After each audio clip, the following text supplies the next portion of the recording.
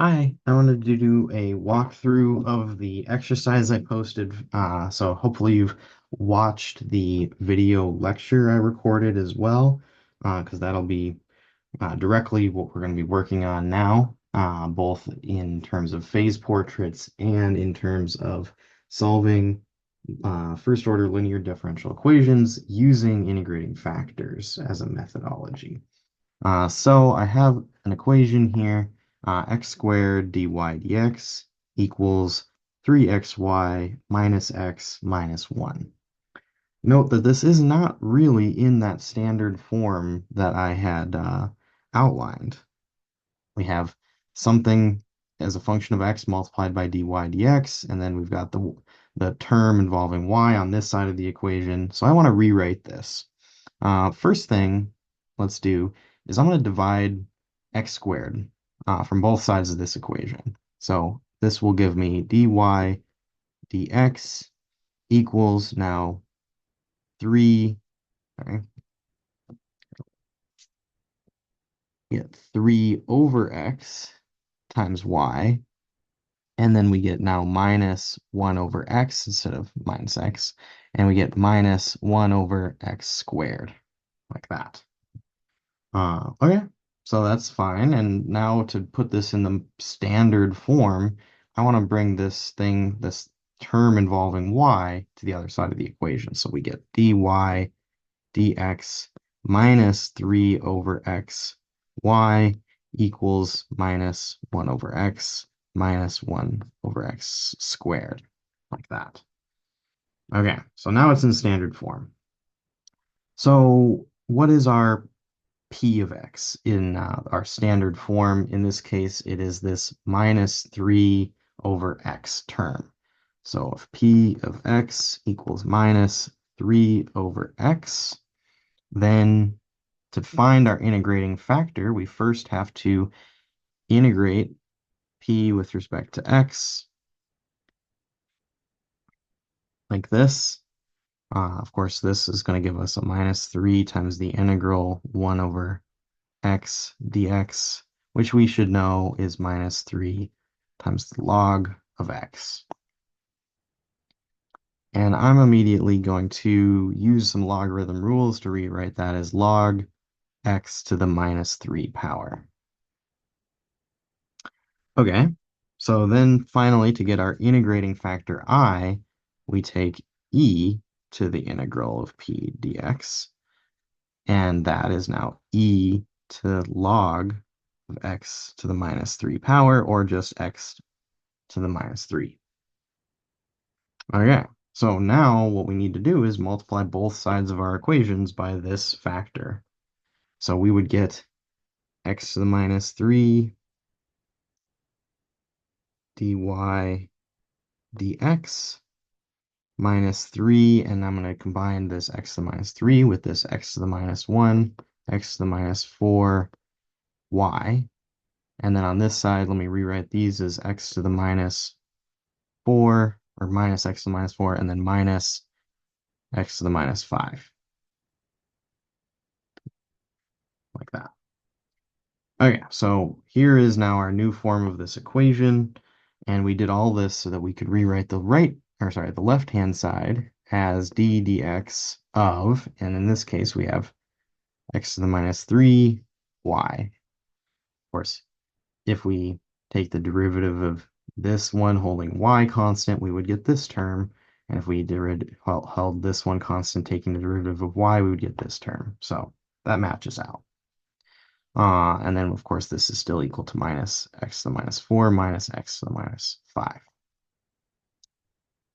And now, again, we integrate both sides with respect to x. So on the left, we just get x to the minus 3y equals now the integral of minus x to the minus 4 minus x to the minus 5 dx, like this. This is going to give me, so let's see if this minus sign is going to cancel out here. This x to the minus 4 is going to go to x to the minus 3. And since if we took the derivative of that, we would get out of a minus 3. The minus sign cancels here. We would need to get a 1/3 out front. And then same thing is going to happen over here. We're going to go to a -4, so we're going to need a 1/4 out front. And then both of those terms are positive. And in this case, we do want this integrating constant c to show up here. And this is x to the -3y. So if we want y as a function of x, we just multiply both sides by x cubed.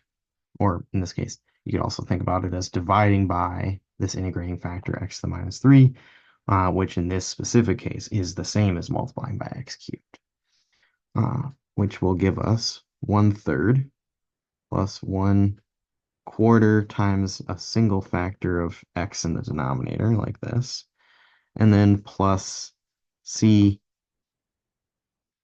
x cubed, like that. And then that would be our solution.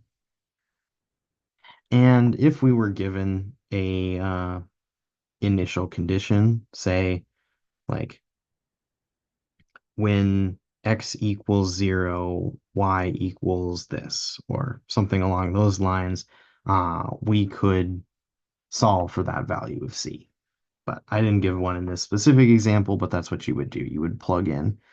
You probably wouldn't choose, you wouldn't have your initial condition defined at x equals 0 here because you've got this 1 over x. But maybe you had like y of 1 equals some value. We could say maybe it's equal to 1. You would then plug in 1 everywhere in this equation. And in this, well, here, let's just do it.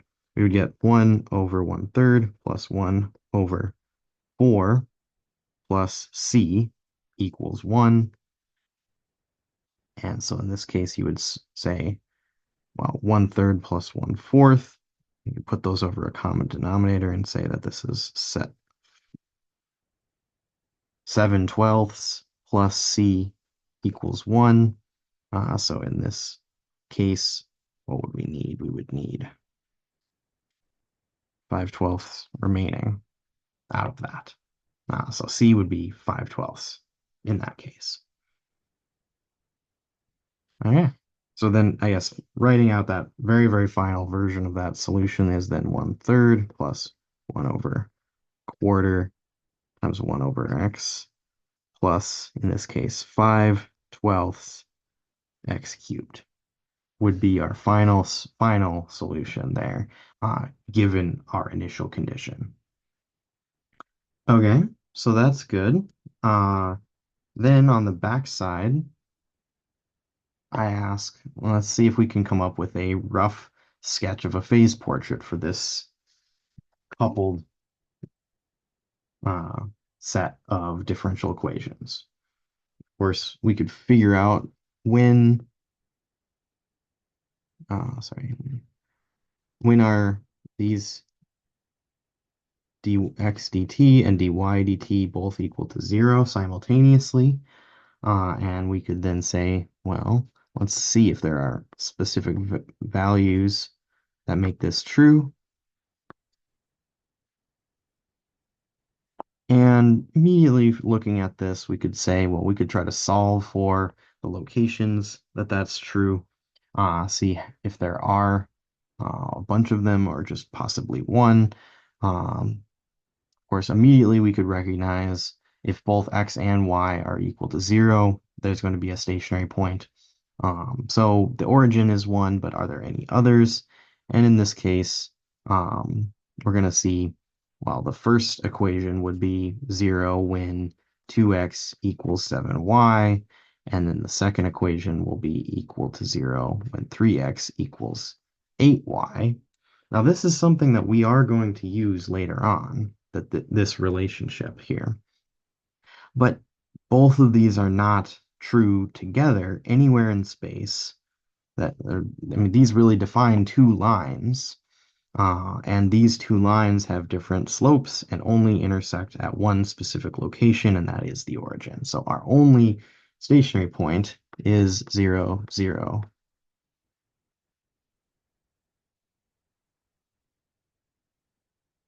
Okay, well, that was fairly easy to figure out. But let's keep these in our back pocket for later. So this is true when dx dt equals 0, and this is true when dy dt equals 0. That will help us make a plot or make some or find some parts that are useful about that plot later. But I can also try to figure out where are the separatrices, and in this case, I'll write out this as x dot y dot equals 2 minus 7, 3 minus 8, x, y, and we can then try to find what are the eigenvalues and eigenvectors of this matrix here. Of course, this gives us a 2 minus lambda times minus 8 minus lambda minus negative 21, so plus 21 equals 0 for our characteristic equation.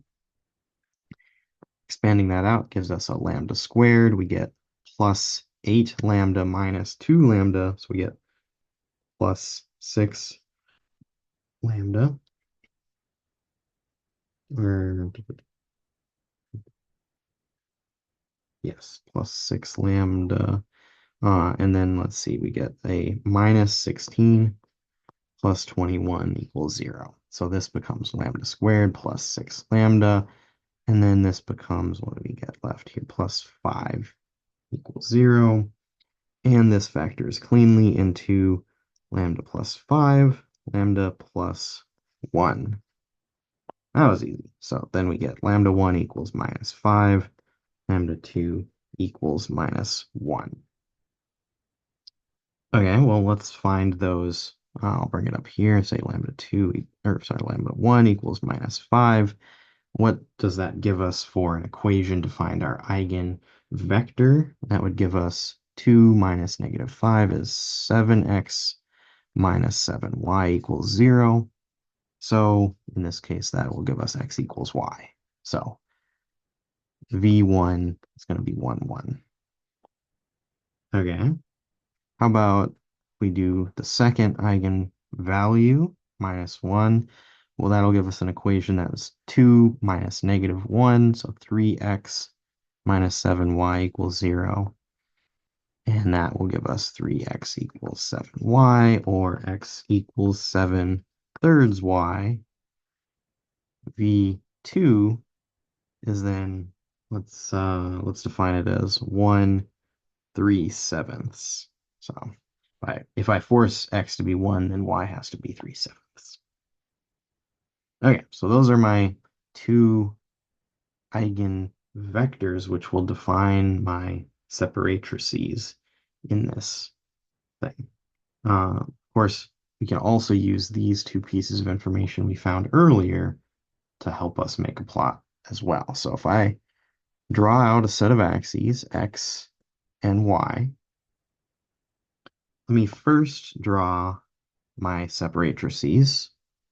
If I draw 1, 1, that's just a line here at 45 degrees, like that, approximately, going through my equilibrium point at the origin.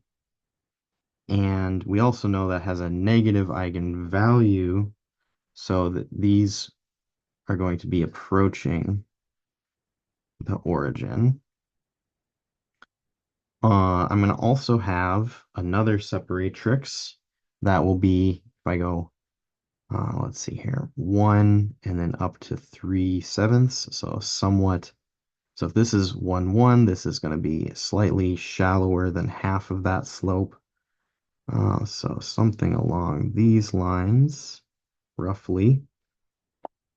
And that one also has a negative eigenvalue, so we'll also approach the origin. Okay, so to figure out one more little piece, let's use what we had up here and say that along a line defined by, let's say, y equals 2 over 2/7 x, then dx dt equals 0. So that means that at that position, the change in, let's make sure I'm saying that, the change in x value will be 0, so we're going to have a purely vertical slope at that position. And if we had, using the other equation, dy dt equals 0 along a certain line, that's going to be defined by y equals 3/8 x. And we can then plot those two things. So once